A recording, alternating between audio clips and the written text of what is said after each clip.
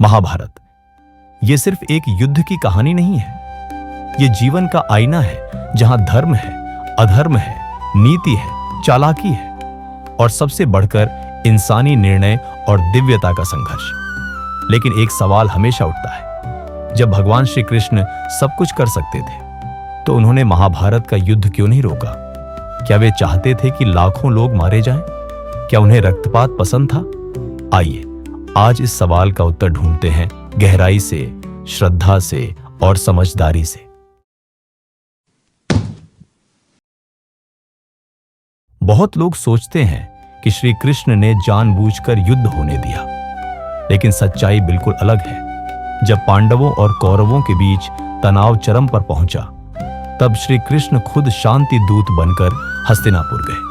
उन्होंने न राज्य मांगा, न संपत्ति, सिर्फ 5 गांव मांगे, 5 छोटे गांव, जहां पांडव शांति से रह सके। लेकिन क्या हुआ?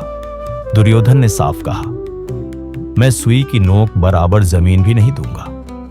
यह अहंकार वर्षों के अन्याय, गलत संगति और अंधे राजा की चुप्पी का परिणाम था। श्री कृष्ण ने सिर्फ शब्द नहीं बोले, बल्कि अपने विराट स्वरूप को प्रकट करके पूरा दरबार हिला दिया। लेकिन फिर भी न दुर्योधन बदला, न उसका पाप रुका। श्री कृष्ण समझ चुके थे, अब युद्ध अवश्य भावी है, लेकिन युद्ध की जड़ें आज नहीं, पीढ़ियों पहले बोई गई थी। जब धर्म का अपमान हुआ, जब द्रौपदी का चीरहरण हुआ, जब पांडवों को छल से वनवास भेजा गया, यह सब कर्म का परिणाम था। और भगवान कृष्ण कभी भी कर्म के फल में हस्तक्षेप नहीं करते।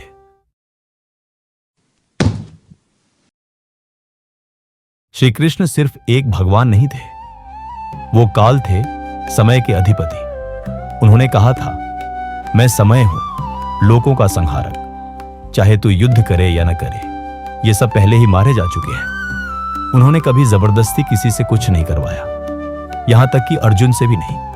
उन्होंने गीता सुनाई, मार्ग दिखाया, लेकिन निर्णय अर्जुन पर छोड़ा।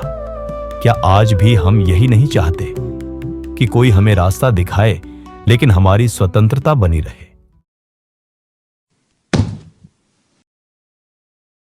क्या आप सोचते हैं कि अगर श्री कृष्ण युद्ध रोक देते तो दुर्योधन बदल जाता? क्या भीष्म, द्रोणाचार्य और कर्ण अपनी चुप्पी या वफादारी छोड़ते? धर्म थोपा नहीं जा सकता, उसे चुना जाना पड़ता है। जब अधर्म अपनी चरम सीमा पर पहुंच जाए तो उसका विनाश भी एक धार्मिक अनिवार्यता बन जाता है। महाभारत का युद्ध उसी विनाश और शुद्धिकरण का यज्ञ था।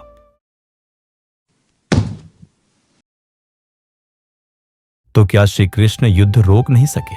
नहीं, उन्होंने पूरा प्रयास किया, लेकिन जब अधर्म बदलने को तैयार नहीं हुआ तो युद्ध विकल्प नहीं, नियति बन गया। आज भी यही सच्चाई है। भगवान किसी का कर्म नहीं रोकते, लेकिन मार्ग जरूर दिखाते हैं।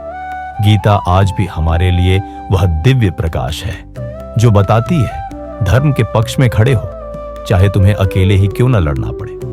भीष्म की तरह मौन मत रहो, अर्जुन की तरह संकल्प लो, क्योंकि जब अधर्म बढ़ता है तब कृष्ण का मार्ग दिखाना आवश्यक हो जाता है, लेकिन चलना हमें ही होता है।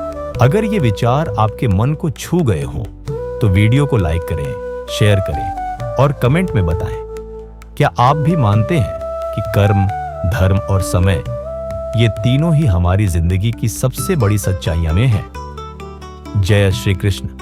धन्यवाद। मिलते हैं अगले वीडियो में एक और दिव्य कथा के साथ।